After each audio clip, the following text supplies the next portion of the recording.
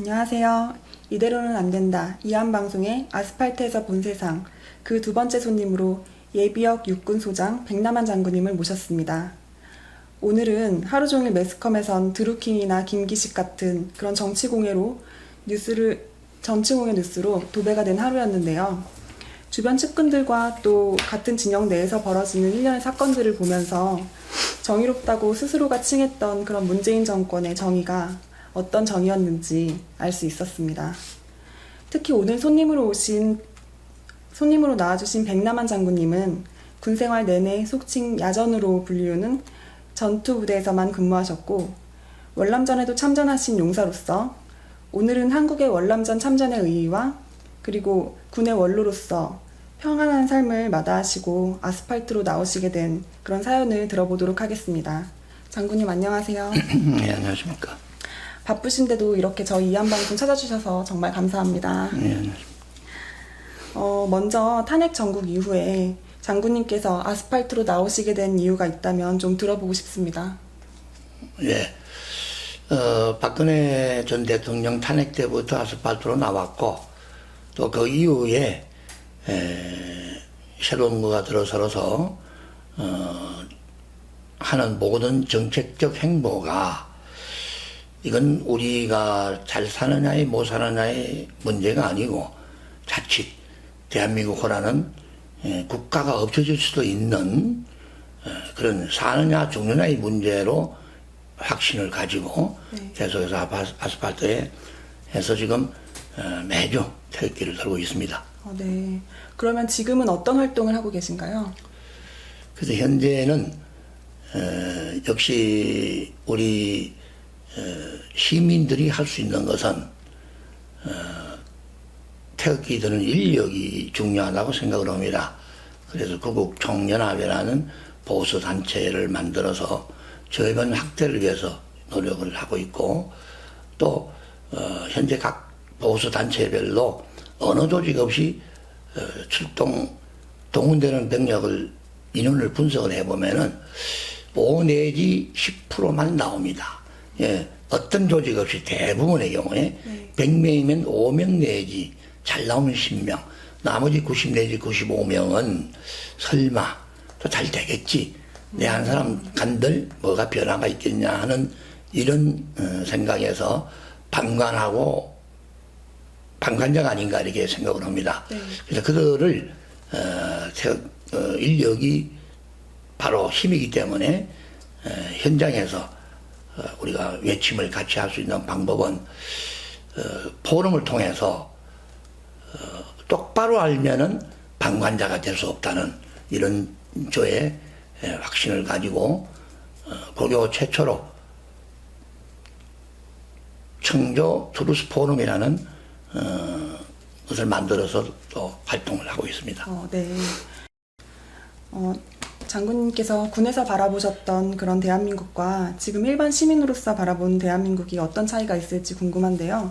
특히 진영의 역사관의 차이에 따라서 대한민국의 역사를 바라보는 시각이 전혀 다를 것으로 보여지는데, 장군님이시면서 경영학 박사까지 문무를 겸비하신 어르신으로서, 그 시대의 어르신으로서 우리와는 다른 좌파의 역사관에 의해서 본 대한민국, 그런 대한민국의 몇 가지 역사를 소개를 해주실 수 있을까요?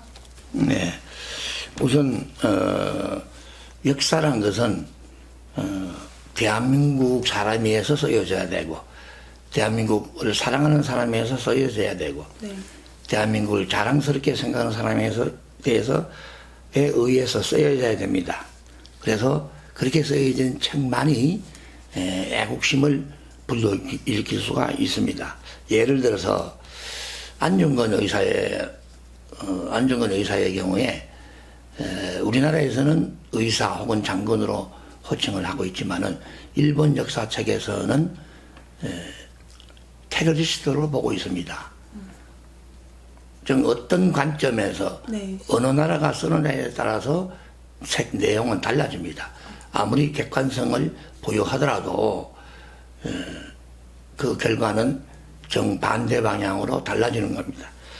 그래서 현재 우리의 역사 기록은 정교조 국가의 정통성을 부정하고 또 좌편향적 이념을 가진 사람들에 의해서 쓰여지고 또 그 사람들에 의해서 교육되어지고 또 모든 진상조사위원회 같은 것은 그 사람들에 의해서 위원이 편성이 되고 함으로 해서 잘못된 기록이 되고 있다는 겁니다. 빨간 안경을 쓴 사람에게는 세상이 빨갛게 보이듯이 현재 특히 또 그 위험한 것은 김대중 노무현을 존경하고 또 최근에는 사상가 신영복을 존경한다는 문재인 대통령의 발언을 보면은 우리가 일반 국민들은 그분의 사상을 의심해 볼 수밖에 없는 이런 정황들이 드러나고 있습니다. 이것이 잘못된 역사가 진행되고 있는 현상이라고 봅니다. 예를 들어서 제주도 4.3 사건 같은 경우에도 분명한 것은 남한 내에 침투해 있던 남조선 공산당이 당시 50지방선거를 방해하기 위해서 일으킨 반란군의 폭동입니다. 네. 당연히 정부에서는 진압을 위해서 진압군이 투입이 돼야 되는데 또 그러다 보니 진압 과정에서 무고한 양민 학살도 있었다고 생각은 됩니다. 그러나 그것이 진압작전 그러나 현 정부에서는 진압군은 국가가 사용한 폭력으로 인식을 하고 있고 잘못된 폭력으로 인식하고 있고 국가가 저지른 양민 학살 사건으로 인식을 하고 있습니다. 즉 희생된 양민과 폭도도 민주화 유공자로 둔갑이 되고 있는 겁니다. 이것은 당시의 상황에 맞게 재평가돼야 됩니다.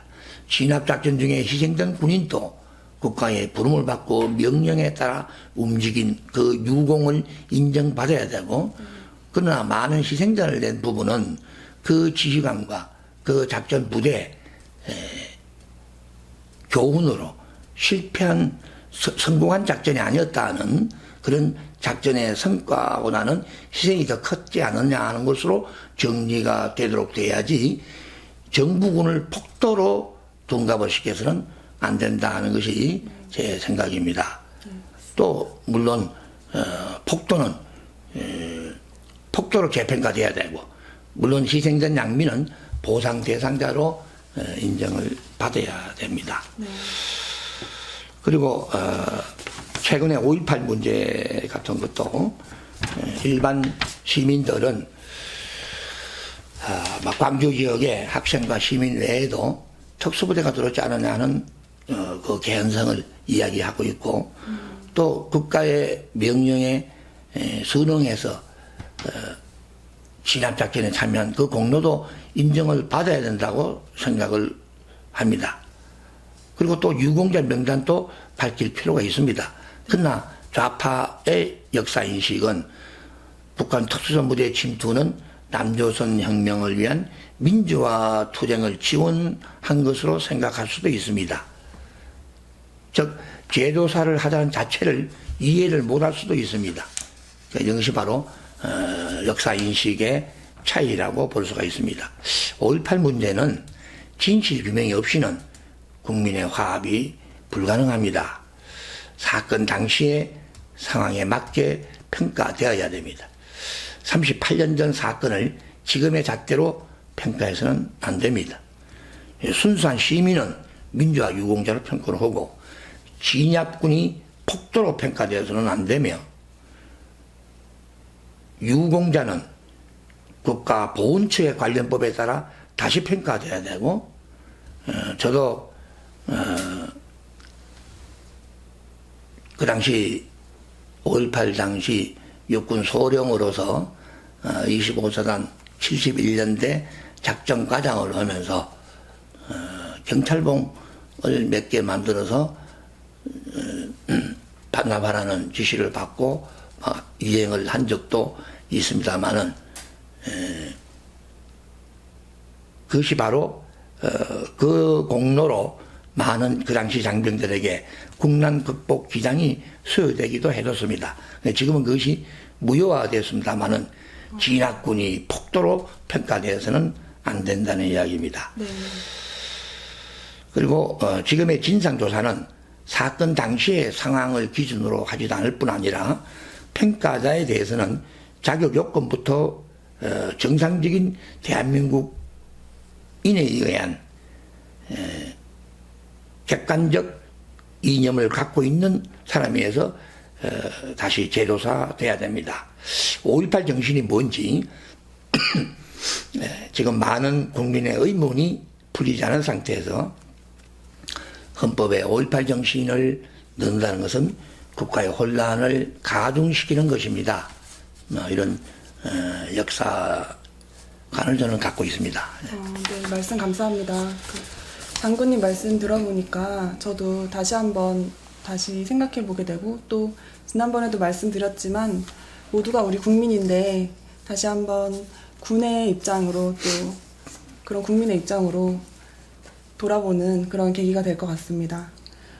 장군님, 그리고 지금 태극기 집회가 4분으로 되어 있지 않습니까? 네.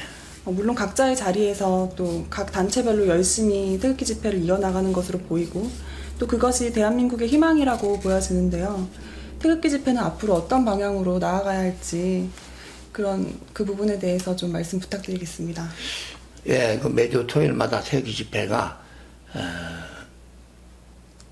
약 한 6, 7개소에서 진행이 되고 있는데, 각 그 집회 주최 단체마다 보면은 다 맞는 필요한 주장을 하고 있고, 또 현재의 시국에 맞는 외침을 하고 있다고 저는 생각을 합니다.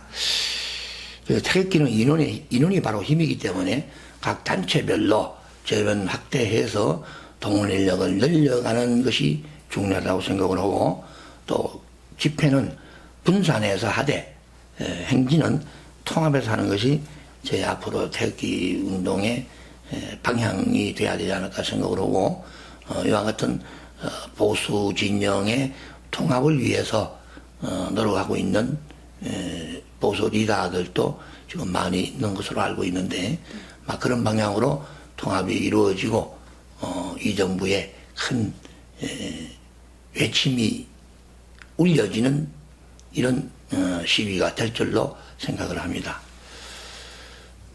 네, 그렇군요. 장군님은 월남전 참전 용사시니까 그 월남전에 대해서도 이야기를 들어보지 않을 수가 없는데요. 먼저 월남전 참전 동기에 대해서 좀 알려주세요. 네, 저는 육군 소기를 달고 파병돼서 1년간 수료장을 했습니다. 제가 파병을 지원하게 된 동기는, 저는 육군사관학교를 졸업했기 때문에 직업군인이 되려면은 전투 경험을 가진 직업군인이 되어야만이 그 의미를 더하게 될 것이라는 생각을 가지고 전투 경험을 쌓아야겠다는 순수한 생각으로 저는 파병을 했습니다. 그리고 이 파병의 의의에 대해서 우리 월남 파병은 늘 도움만 받아왔던 우리 대한민국이 공산주의로부터 자유월남을 지키기 위해서 파견된 역사상 최초의 자랑스러운 해외 파병입니다. 네. 또 각계 병사들은 파병을 결심할 때 이것이 정의의 전쟁인지 불의의 전쟁인지 이런 거 따져보고 참전하는 것은 아닙니다. 파병의 정치적 배경이 무엇이든 간에 각계 장병에게는 전쟁에 나서는 자체가 존경받아서 마땅하고 최고의 애국 행동입니다.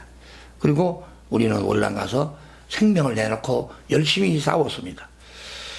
그러나 최근에 물론 문재인 대통령께서 지금까지 쟁점화되지도 않았고, 네. 또 월남이 요구하지도 않은